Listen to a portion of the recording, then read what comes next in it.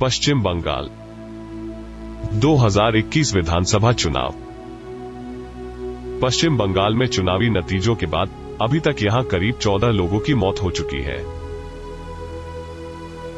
पश्चिम बंगाल में विधानसभा चुनाव के नतीजों के सामने आते ही राज्य के विभिन्न हिस्सों से बड़े पैमाने पर हिंसा की खबरें सामने आने लगी हैं।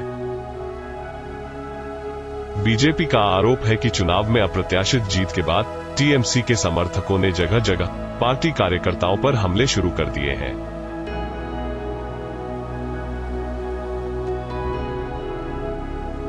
दूसरी ओर टीएमसी ने इसे बीजेपी की अंतर्कलह का नतीजा बताया है। प्रधानमंत्री नरेंद्र मोदी ने फोन पर राज्यपाल जगदीप धनखड़ से बातचीत में हिंसा से उपजी हालत का जायजा लिया।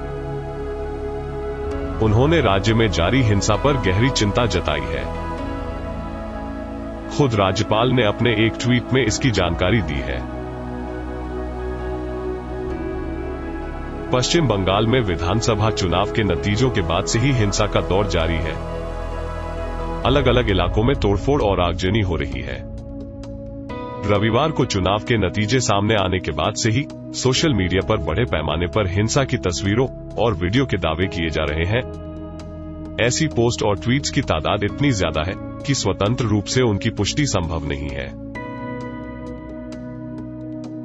बीजेपी के कार्यकर्ताओं ने दावा किया है कि टीएमसी के कार्यकर्ता जगह जगह लोगों को अपना निशाना बना रहे हैं और मौत की दहलीज पर ले जाकर खड़ा कर रहे हैं। चुनाव के बाद से ही लोगों के घरों पर हमले होने की शिकायतें होना आम हो चुकी है।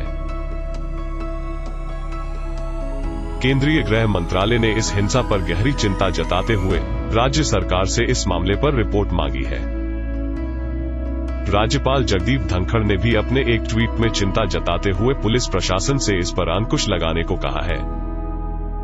बीजेपी अध्यक्ष जेपी नड्डा चुनाव के बाद के हालात का जायजा लेने मंगलवार को 2 दिन के दौरे पर यहां पहुंचे हैं। दूसरी ओर ममता बनर्जी ने लोगों से शांति बनाए रखने की अपील की है।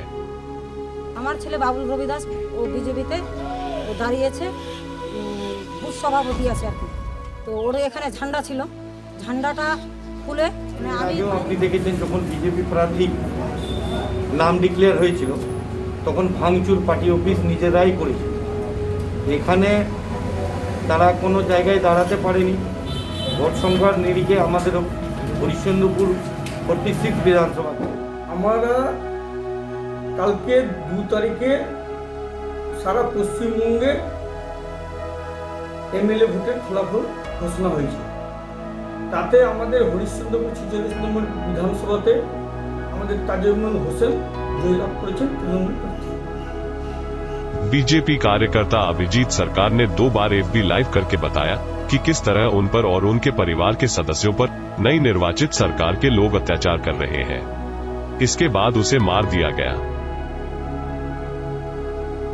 बीजेपी कार्यकर्ता अभिजीत सरकार ने कथित रूप से हत्या से पहले 2 फेसबुक लाइव किए थे।